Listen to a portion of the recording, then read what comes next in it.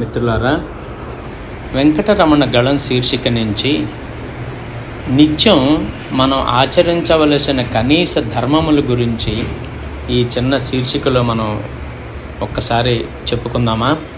1. రాత్రి నిద్రించున్నప్పుడు తడికాళ్లతో నిద్రించకూడదు. 2. తూర్పు దక్షిణ శిరములతో నిద్రించవలెను. 3. పరుల గృహమునైతే పడమర దిశగా నిద్రించవలెను. 4. ఎడమవైపు ఒత్తిగిలి పడుకుంటే ఆరోగ్యరీత్యా మంచిది. నిద్రించుటకు ముందు ఈ శ్లోకాన్ని తప్పనిసరిగా చదువుకోవాలి. రామస్కందం హనుమంతం వైనతేయం మృకోదరం శయనేయః పఠే నిత్యం దుస్వప్నం తస్య నశ్యతి. 5. కుడి చేతి మీదుగా లేవవలను. నిదుర లేచిన వెంటనే కుడి అరచేయి చూసుకొని ఈ శ్లోకం చదువుకోవాలి. కరాగ్రే వసతే లక్ష్మీ కరమధ్యే సరస్వతి కరమూలే తథా గౌరీ ప్రభాతే కరదర్శనం అని పఠించవలను.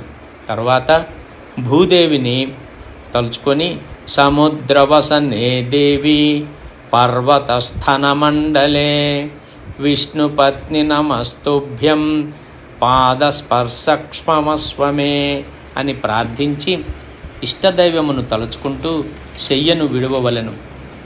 తర్వాత 6. మలమూత్ర విసర్జనలో మొహం గడుక్కునేటప్పుడు దక్షిణ ఉత్తర ముఖంగా కూర్చొనవలెను. ఈ ప్రక్రియలో బ్రాహ్మణుడు యజ్ఞోపవీతమును విధిగా దండమాదిరిగా మార్చుకొనవలెను. 7. స్నానమాచరించినప్పుడు కనీసం గంగే చయమునే చైవ గోదావరి సరస్వతి నర్మదే సింధు కావేరి జలేస్మిన్ సన్నిధం కురు శ్లోకం పఠించి స్నానం చేయవలెను. 8. స్నానానంతరం తప్పనిసరిగా భస్మధారణ చేయవలెను. భస్మధారణ సమయంలో త్రంబకై యజామహే సుగంధిం పుష్టివర్ధనం ఉర్వారుకమివ బంధనాన్ మృత్యోర్ముక్షీయమామృతాత్ అని కానీ ఓం నమః శివాయ ఓం నమః శివాయ అని కానీ చెబుతూ ధరించవలెను. సోమ మంగళ ఆదివారములు తలంటు స్నానములు నిషేధం. 9. సంధ్యావందనం తప్పనిసరిగా చేయవలెను. సంధ్యావందనమునకు పూర్వము ఆహారము తీసుకొనరాదు. అంతేకాక బ్రహ్మచారి అయిన వారు